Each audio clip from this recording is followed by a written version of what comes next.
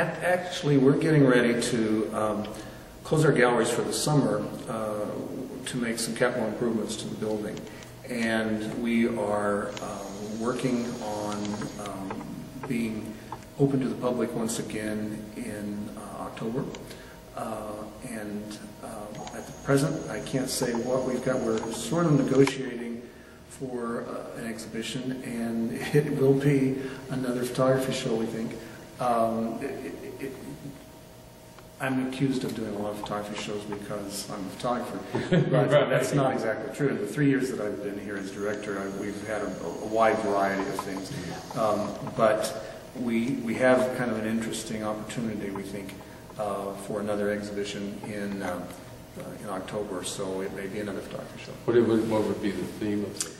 Well, it's going to be a surprise, I think, but I'll say it involves the work of a well-known individual who's known for something other than photography, but over many years he had privately made photographs and ended up with a collection of 5,000 of his own images that a year before he died he gave to his granddaughter, who became a photographer.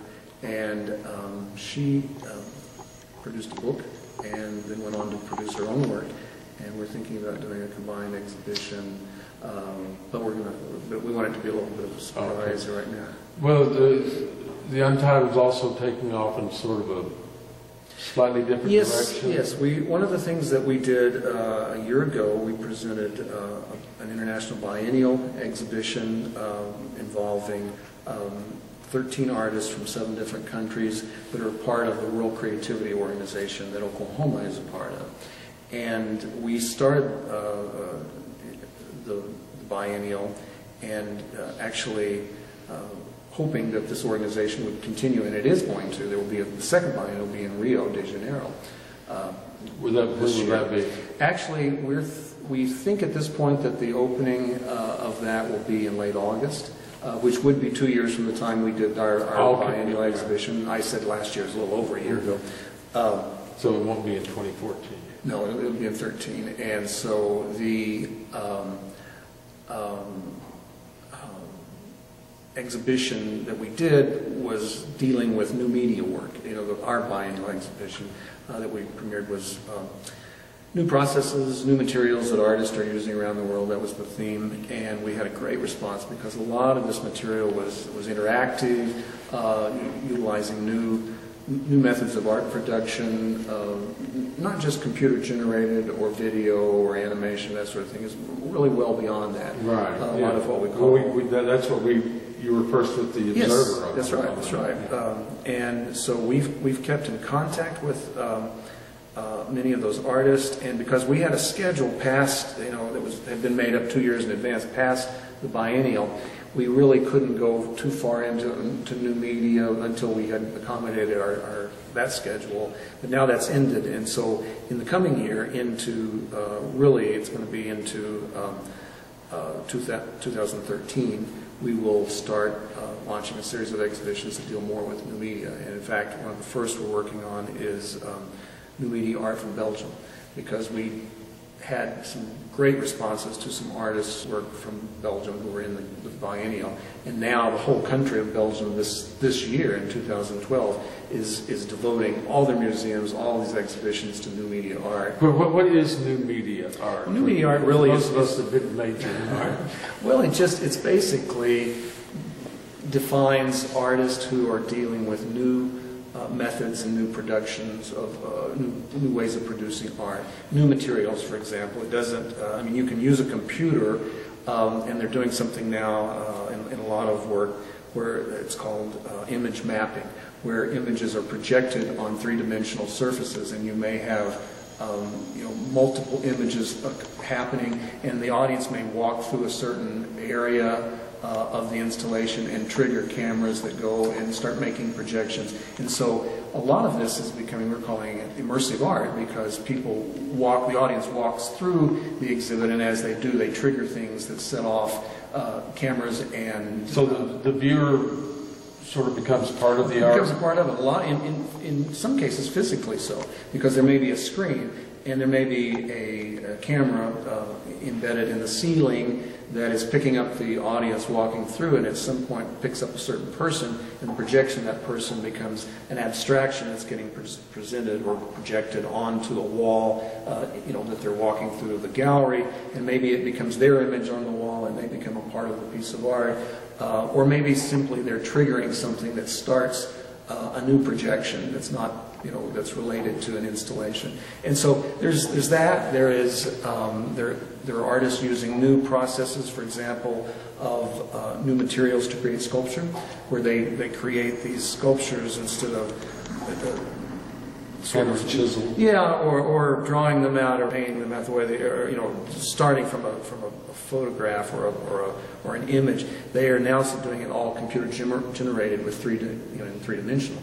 And so they take these images that are three-dimensional, they know everything about them, they can control them, move them, change them, alter them, create. And the printer prints. And then they can actually go to a printer that produces this piece of art. The sculpture is no longer cast. It's no longer chiseled, as you said. It's no longer, the normal materials like bronze or plaster or whatever. It's a new plastic or a new kind of material altogether that is permanent and is new and can be printed right in front of you. Just as you would print an image on a piece of paper, it will print a three-dimensional image. And there are various sizes of these. You can make small tabletop sculpture, or you can make sculptures as big as this room.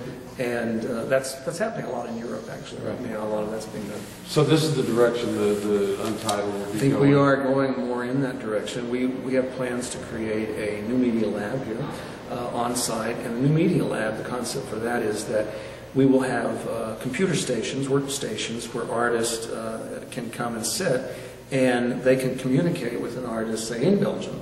And we'll have a large screen on one end of the room, and that screen will be projecting an image from the studio of an artist in Belgium who is discussing concepts with artists sitting at these workstations. And as he's discussing it... This is sort of Skyping on caffeine. It is actually a little bit like that. And they're Skyping, but they're also working at stations where they can take the same kinds of programming that he's using in his studio, and they can manipulate and work with that programming on their own computers, and then together they can literally produce a piece of art that will, conceptually, that then will be figured out how to install and how to put into the gallery. And so that new media lab is going to give artists locally an opportunity to communicate with artists in another part of the world. And this will be installed here, and we're hoping that maybe, hopefully by end of 2013, maybe into 2014, before we can get that completed. But once it is, artists will be able to come here and sit in our new media lab and interact and work with artists around the world with the whole concept or idea of producing art that will be exhibited. Is that done anywhere else in this area? It's not done anywhere that we know of in our area at the moment, or in Oklahoma. I've heard of one or two instances on the West Coast, obviously, where you've got a lot more experimentation with technology and things. There are a couple of new media labs working on the West Coast. Mostly these sort of things I've seen in universities and large cities in Europe, where actually what's interesting is, like in Antwerp, there's a university where they have a new media school, and students work with local architects and industrial designers and people who come to them and say, this is something we need, what can you do for us? Is it too much of a stretch that once you get this installed, an artist in Oklahoma City, or in this building, could actually have a studio in Belgium? That could happen. It could easily happen. We hope that what we believe is that the world is shrinking absolutely through communication. And it's easy, you've mentioned Skype a couple of times already, it's easy for me to sit in my office and communicate, for example, I'm making recommendations for artists that will go to the biennial in Rio. I can sit and talk with the curators in Rio de Janeiro right now, and I can see them in their office and they can see me in my office. We can hold up examples of things of artists' works or whatever. We can have a discussion, and I mean, we're all capable of doing that, and something called FaceTime, obviously, on Sure. Macs, that people are using a lot. We can do that now, and that's a very simple thing. But what we're talking about is literally being able to feel the environment of a studio somewhere else. One of the things that I saw was a great example was an exhibition in Stuttgart where you walked into a room and there were 3 walls. You were standing in the middle and you put on a pair of glasses, they're 3D glasses, and you could turn, and what you were seeing was the inside of the Rijksmuseum in Amsterdam. And you weren't there, but you were seeing precisely what you would see if you were there. So that meant if you couldn't get to the exhibition in Amsterdam and you're in Stuttgart, you could go in this facility, stand there, and you could literally walk through the rooms and see that. And that's possible. It's being put to effect in museums in Europe now. One of the interesting things is that for our biennial, for example, we had some artists from Denmark, and they had an ancient rune stone. I love the rune stone. Yeah. In fact, I saved it on my computer. That was one of my absolute favorites. Well, it was something where the museum went to one of these new media groups, new media art groups, and said, we're losing young students. They're not coming in and they're not interacting with the museum and the artifacts, and what do we have to do to get their attention and catch them? And so these guys came up with a way to literally project an animation onto this rune stone so that when you reached a certain point close to the object, this whole story started involving physically the object and the artifact. And then it became interactive at a point where to find out the real meaning of this, you had to kick and physically, manipulate your body and things to see what was happening, what was written on the stone. What was the name of that particular piece? Well, it was just. Now I'm trying to think of I had to say the Danish title for it. But all I remember it as basically is an ancient rune stone. Right. And it was a real rune stone. It was a real one. Yeah. They moved the actual stone from the museum, which was really surprising to us because when they presented the concept, we thought they would make a copy of this, take a mold or something, and bring that and do a facsimile. They didn't. They moved the actual stone. And that'd be quite into FedEx maps. Rune stones. Well, we had to go through a lot of insurance issues with that. Sure. So now many of these photographs are on your website, and that's a lot of them are. Yeah. What is the website? It's artspace@untitled.org, and I stumble at that because I want people to understand that it's artspace at the symbol and then artspace@untitled.org, all one word. So it's when you write to us, you're writing to John at Artspace and I'm at. But if you're trying to find our website, it's www.artspace@untitled.org, all one word, no symbol in the middle. Okay. Thank you very much. I appreciate it.